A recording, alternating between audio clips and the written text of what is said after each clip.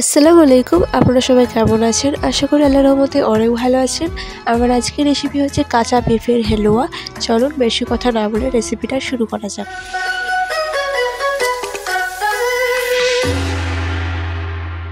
এদিকে প্রথমেই নিয়েছি কাঁচা পেঁপে। কাঁচা পেঁপেটাকে পরিষ্কার করে ছিলে কেটে নিয়েছি। এদিকে নিয়েছি গ্রেটার। গ্রেটারের যে ছোট দিকটা আছে, ছোট দিকটাতে পেঁপেটাকে আমি গ্রেট করে নিচ্ছি।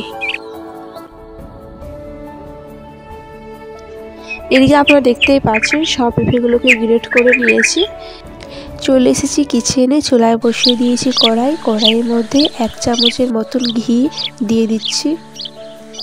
ঘিয়ের মধ্যে দিয়ে দিচ্ছি দারচিনি, এলাচ। দারচিনি এলাচটাকে একটু ভেজে নিচ্ছি। এর মধ্যে দিয়ে দিচ্ছি পেঁপে কুচিটা। পেঁপে কুচিটা দেওয়ার পর 5 মিনিটের মতন ভেজে নেব।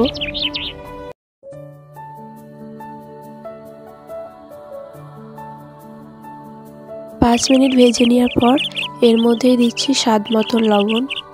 লবণটা দেওয়ার পর আবার 5 মিনিটের মতন ভেজে নেব।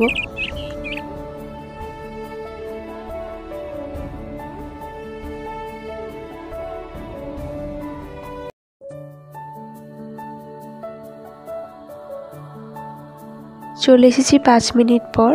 পেঁপের মধ্যে দিয়ে দিচ্ছি 500 মতন দুধ। দুধটা দেওয়ার পর একটু নাড়াচাড়া করে নিচ্ছি। একটু নাড়াচাড়া করে নেওয়ার পর এর মধ্যেই দিচ্ছি জাফরান। জাফরানটা দেওয়ার পর একটু নাড়াচাড়া করে ঢাকনি দিয়ে দেবো 20 মিনিটের মতন। চলে এসেছি 20 মিনিট পর। পেঁপেটা কিন্তু অনেকটাই সিদ্ধ হয়ে গেছে। একটু নাড়াচাড়া করে নিচ্ছি। এর মধ্যেই দিচ্ছি 250 মতন চিনি।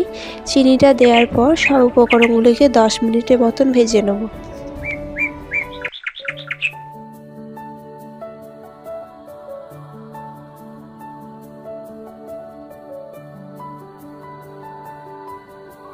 এদিকে একটা ছোট্ট কড়াইয়ে ঘি নিয়েছি। ঘিয়ের মধ্যেই দিয়ে দিচ্ছি কাজু বাদাম, কিশমিশ। কাজু বাদাম আর কিশমিশটাকে হালকা লাল করে ভেজে নেব। পেঁপের হেলুয়ার মধ্যে কাজু বাদাম কিশমিশটাকে দিয়ে দিয়েছি।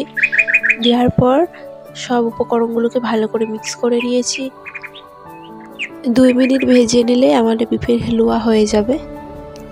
সো ফাইনালি ফ্রেন্ড, আমাদের কাঁচা পেঁপের হেলুয়া আপনাদেরকে কেমন লেগেছে প্লিজ কমেন্টে জানাবেন।